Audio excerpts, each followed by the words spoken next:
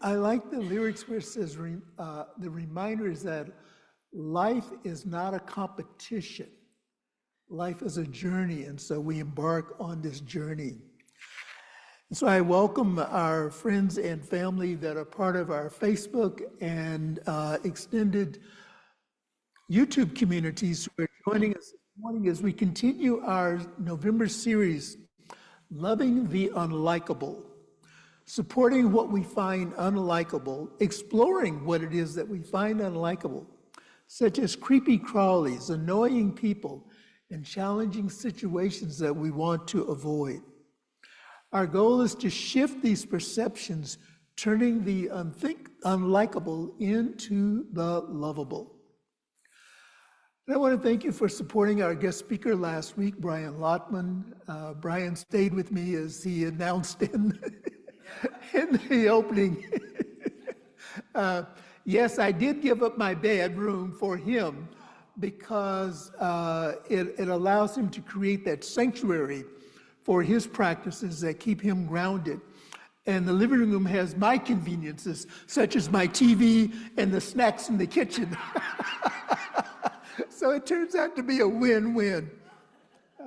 But Brian was very delighted to be back and to be so lovingly welcomed by our community. So thank you for that. And he talked about mantra and discussed this whole idea of non-attachment.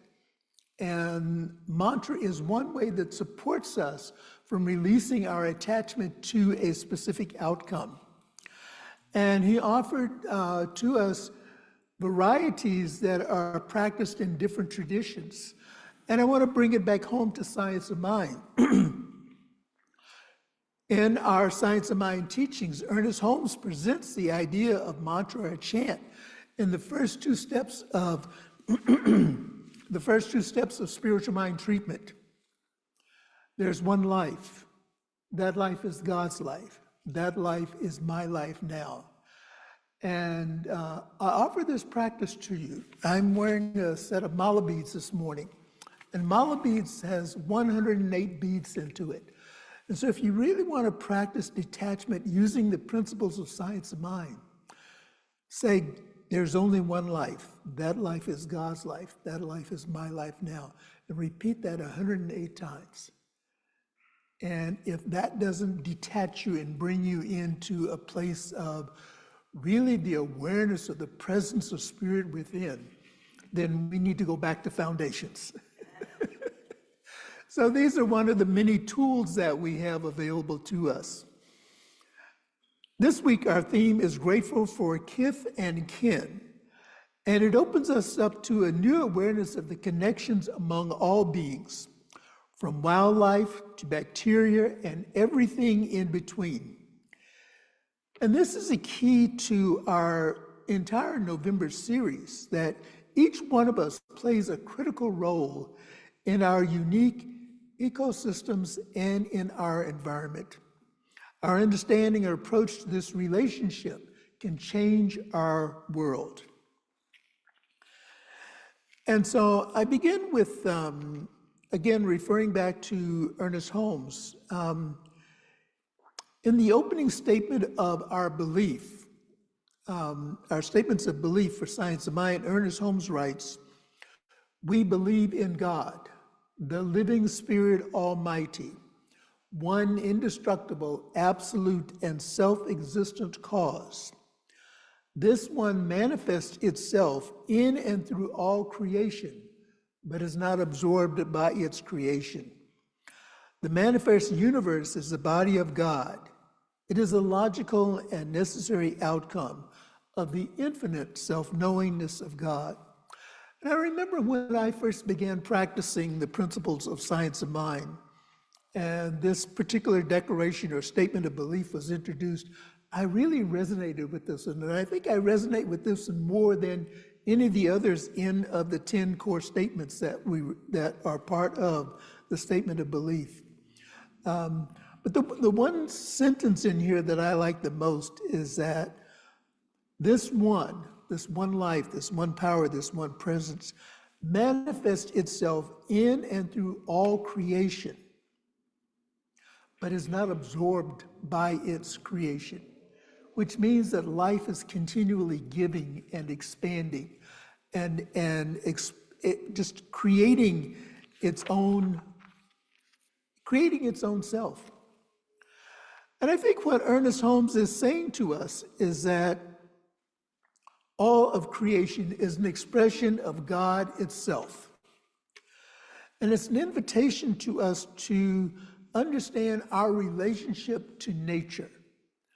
You know, we often talk about when coming together with like-minded or with like-hearted individuals. And yet, we have to also include the natural world. We're all interconnected together.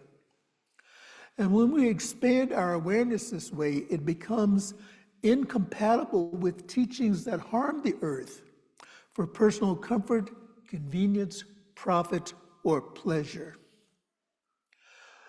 Author Lyanda Lynn Hoppert, in the book Rooted: Life at the Crossroads of Science and Nature, offers this example of Kith and Kin.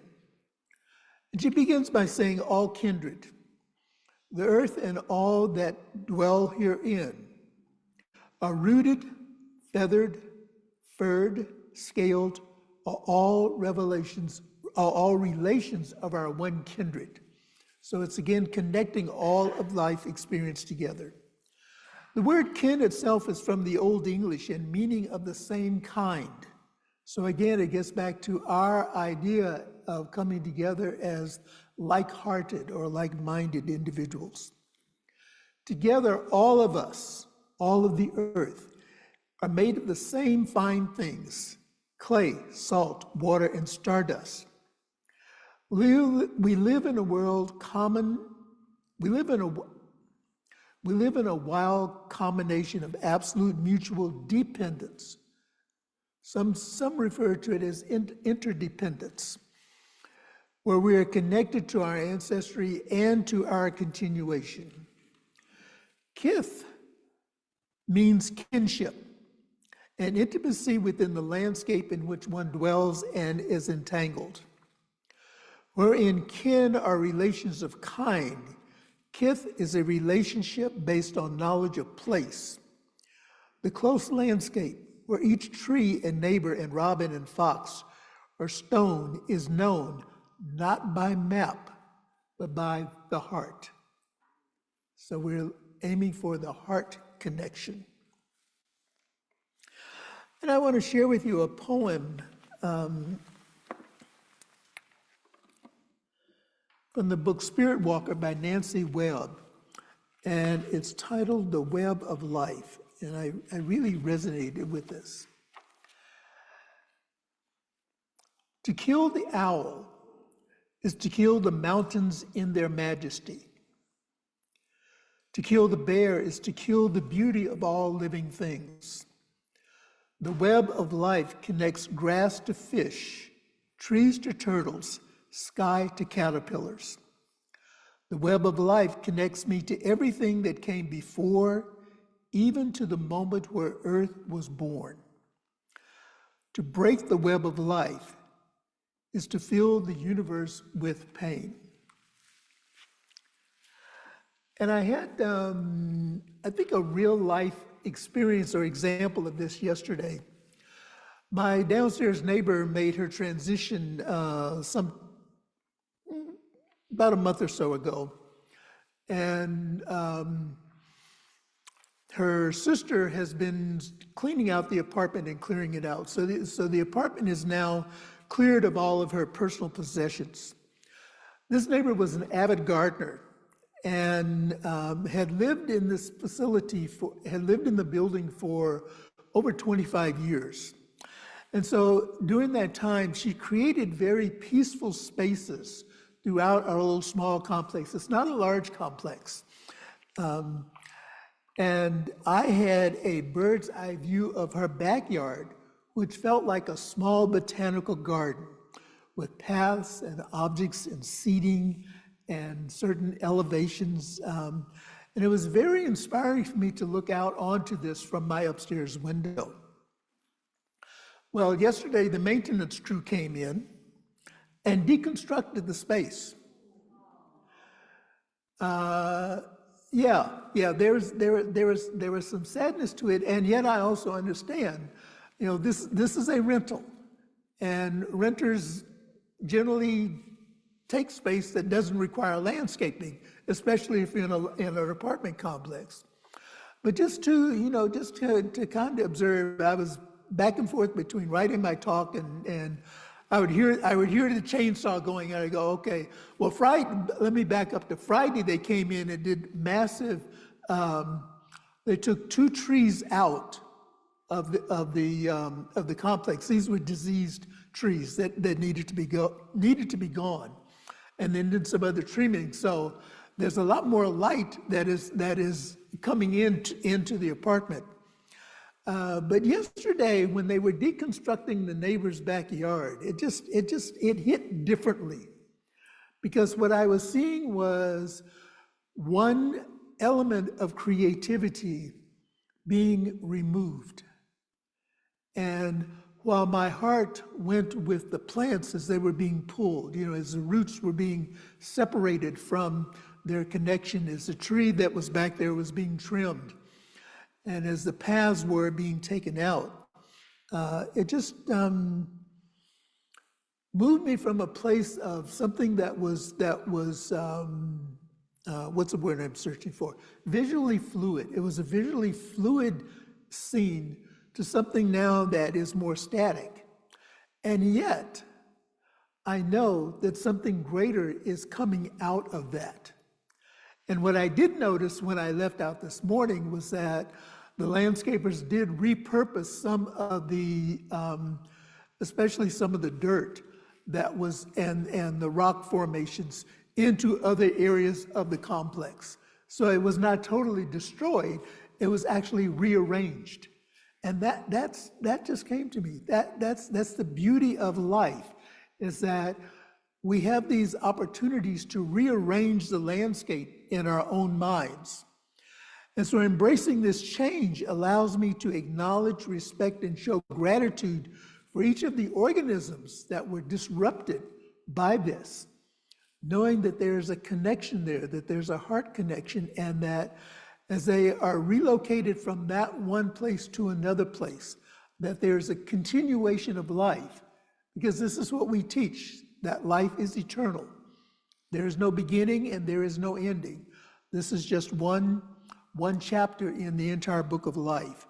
And so I know that each one of those organisms will move on to its next experience, and it will provide new growth, new opportunities, new nourishment wherever it goes. And so this leads me into the next element of our talk this morning, this part of our series, and that is being grateful for the things that we dislike.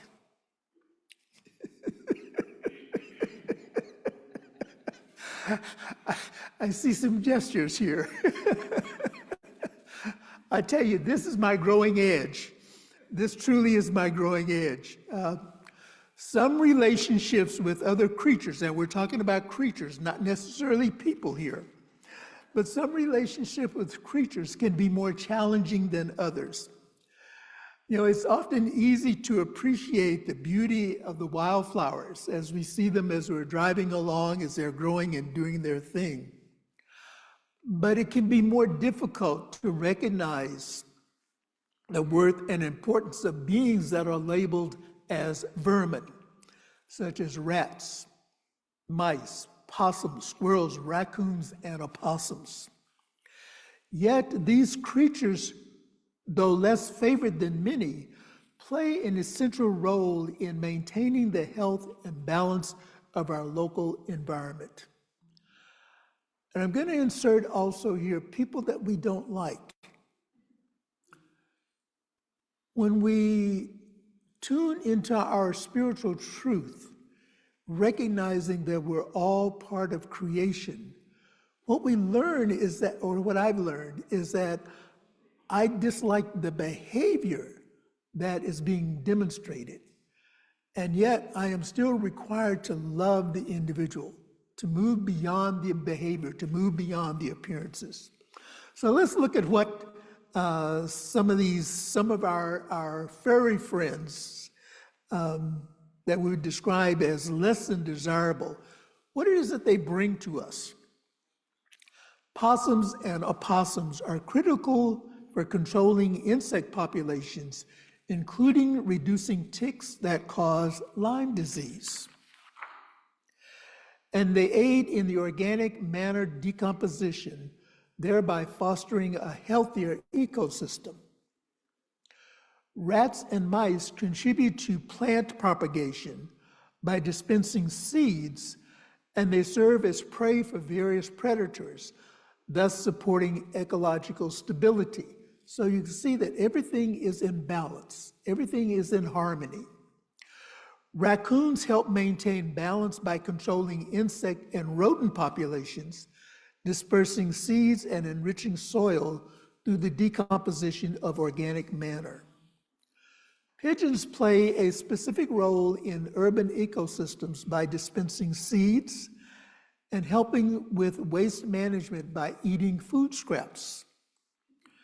And through contemplation and engagement with our immediate environment, we come to appreciate everything from the familiar to the seemingly mundane. It's all a part of the natural order. And as we reflect on our role in the natural order, we too find that those things that we would describe as less desirable have an important contribution. And what I noticed in these descriptions was that most of these so-called vermin are also dispersing seeds that help to propagate various things within our ecosystem, within our environment. And so our call to action to this week, let's focus on just today, and then expand it throughout the week when you can. Spend time in communion with your surroundings and begin to recognize your interdependence with every element of our surroundings. Reconnect to your surroundings, cultivating a sense of kinship and respect for everything within our surroundings, such as rocks, plants, wildlife, buildings that shelter our community, people in the roads that facilitate our mobility, and the rain that nourishes the land while cleansing it of debris, ensuring safer travel. And on that note, what I am reading is that the highway folks that predict accident rates for various holiday travel are predicting a downward trend in accidents for the Thanksgiving holiday. And I'm grateful for that and will be an active participant in that as I'm joining my family that requires a little bit of travel for me. Our other call to action is to cultivate a deeper understanding of oneness and the interconnected web of existence. The distinctions between creation, creator, and created blur into a seamless unity. I want to say that one again. Cultivate our deeper understanding of oneness and the interconnected web of existence. And as we move into this idea of oneness and the interconnectedness, the distinctions between creation, creator, and created blur into a seamless unity, bringing us back to the idea and the concept of oneness. Our next call to action is to take deliberate steps to recognize the inherent worth of all life forms, from the smallest microorganisms to the grandest landscapes. And then together, let us commit to creating a world that works for us and honors and supports the intricate tapestry of life that sustains all of life. This Thursday is Thanksgiving, and I offer a spiritual reflection for us to reflect on.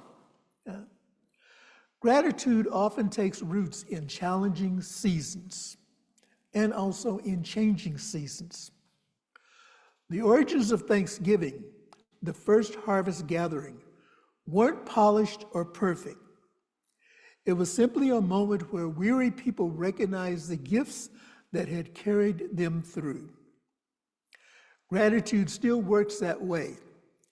It gathers us, lifts our perspective, and helps us to see how much of life is sustained by the generosity of others.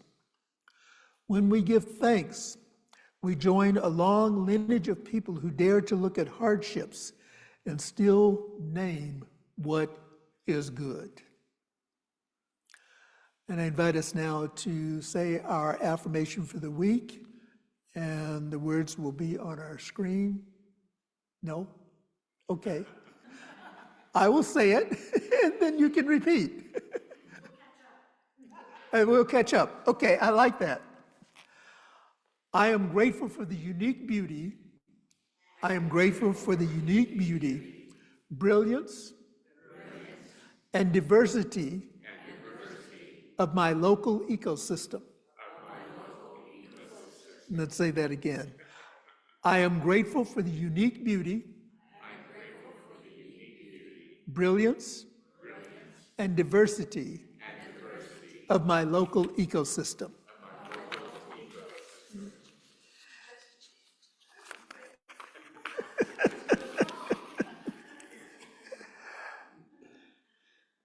In our laughter, in our joy, in our coming together, in recognizing the value of all life, the interplay, the interconnection, and the interaction between nature and humanity, recognizing and bringing into mind those things that we are grateful for. I invite you to join me in prayer as I know this truth. There is one life. That life is God's life. That life is perfect. And that life is my life right here, right now.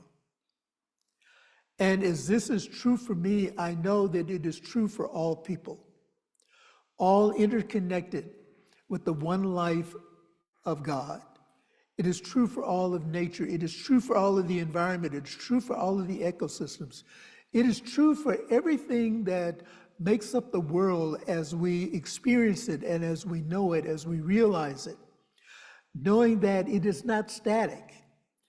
It is continually expressing its fluidity. Ernest Holmes reminds us to be open at the top.